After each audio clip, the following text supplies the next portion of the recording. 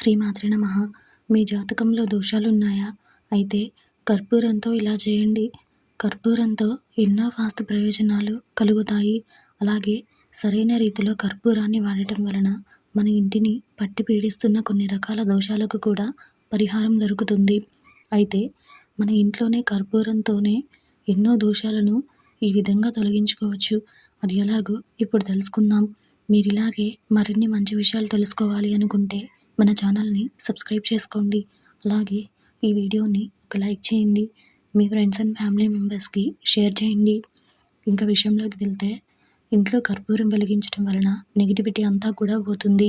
దీంతో ప్రశాంతమైన వాతావరణం నెలకొంటుంది.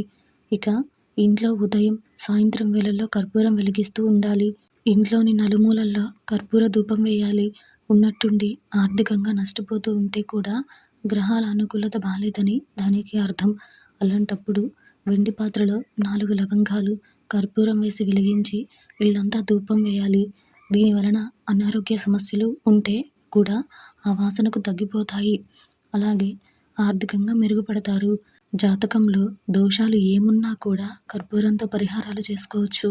అయితే స్నానం చేసేటప్పుడు మల్లెలు, కర్పూరం నూనెను నీటిలో వేసుకుని స్నానం చేయాలి. ఇలా చేయడం వలన మీ జాతకంలో ఉన్న ఎలాంటి దోషమైనా దూరం అవుతుంది.